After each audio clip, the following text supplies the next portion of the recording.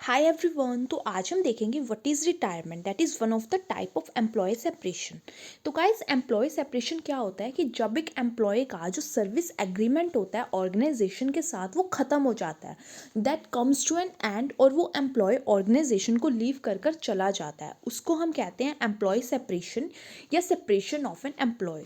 तो various ways होते हैं एक एम्प्लॉय सेपरेशन के, तो उसमें से वन वे होता है दैट इज़ रिटायरमेंट। तो आज हम देखेंगे कि रिटायरमेंट क्या होता है गाइस।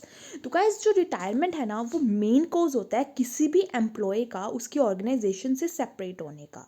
हमारी जो रिटायरमेंट है वो 3 टाइप्स की है। First is compulsory retirement, second is pre mature retirement, and third is voluntary retirement, जिसको हम वॉलेंट्री रिटायरमेंट स्कीम और VRS भी कहते हैं गाइस। ठीक है, तो आज हम पहले देखते हैं व्हाट इज कंपल्सरी रिटायरमेंट। तो कंपल्सरी रिटायरमेंट क्या होता है गाइस, आपको नाम से ही समझ आ रहा होगा, compulsory is equals to mandatory, कि जब एक एम्प्लॉय का ऑर्गेनाइजेशन को लीव कर कर जाना मैंडेटरी हो जाता है, कंपल्सरी हो जाता है। तो गाइस, जब एक स्पेसिफिक एज अटेन करने के बाद एक एम्प्लॉय ऑर्गेनाइजेशन से रिटायर होता है तो उसको हम कंपल्सरी रिटायरमेंट कहते हैं। जैसे जो गवर्नमेंट ऑफिसेज हैं उसमें जो वो एज होती है वो 58 होती है, प्राइवेट सेक्टर्स में वो एज 60 होती है।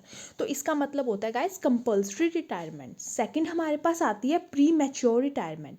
जब एक एम्प्लॉय उस स्पेसिफिक एज पे पहुंचने से पहले, मतलब कंपल्सरी रिटायरमेंट की जो स्पेसिफिक एज होती है उस पे पहुंचने से पहले ही रिटायरमेंट ले लेता है, तो उसको हम कहते हैं गाइस प्री मैच्योर रिटायरमेंट। कोई भी रीज़न हो सकता है एक एम्प्लॉय का प्री मैच्योर रिटायरमेंट लेने का।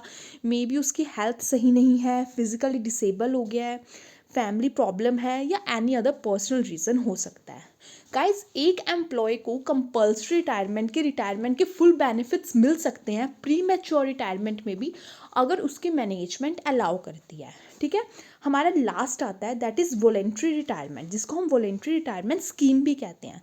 तो यहाँ पे क्या होता है, जब एक ऑर्गेनाइजेशन एम्प्लॉय को ऑफर करती है वॉलेंट्री रिटायरमेंट, कि वो अपनी सर्विसेज से वॉलेंट्री रिटायर हो सकता है बिफोर इट्स रिटायरमेंट डेट, कि अगर उसका जो रिटायरमेंट का टाइम है वो अभी नहीं आया है बट उससे पहले ही उसको ऑफर किया जाता है कि आप एक स्पेसिफिक अमाउंट लेकर पहले ही रिटायर होकर चले जाओ ऑर्गेनाइजेशन से। तो गाइस, कहीं जगह पे जो वॉलेंट्री रिटायरमेंट होती है ये ऑप्शनल होती है, और कहीं जगह पे गाइस मैंडेटरी भी होती है। वॉलेंट्री रिटायरमेंट का ही दूसरा नाम होता है गोल्डन हैंडशेक प्लान। तो गाइस, क्या होता है कि एक ऑर्गेनाइजेशन में काफ़ी सारे एम्प्लॉयज़ होते हैं, तो जो वो ऑर्गेनाइजेशन है वो एम्प्लॉयज़ को ऑफर करती है कि आप एक काम करो, एक स्पेसिफिक अमाउंट लो और 40 की एज में ही हमारी ऑर्गेनाइजेशन को लीव कर कर चले जाओ। तो इसे कहते हैं हम वॉलेंट्री रिटायरमेंट। तो guys, under the income tax act section 10 sub section 10C, up to 5 lakh जो वॉलेंट्री रिटायरमेंट स्कीम के अंदर कंपनसेशन पे की जाती है वो अप टू 5 लाख जो होती है वो टैक्स फ्री रहती है। ठीक है, so this is all about retirement. हमारी 3 टाइप्स ऑफ रिटायरमेंट होती है, that is compulsory, pre mature and voluntary. तो अगर गाइस आपको वीडियो अच्छी लगी हो तो चैनल को सब्सक्राइब करना, वीडियो को लाइक करना, एंड कमेंट्स में बताना कि कौन से टॉपिक पे मैं और वीडियो बनाऊँ। So thank you for watching, bye bye.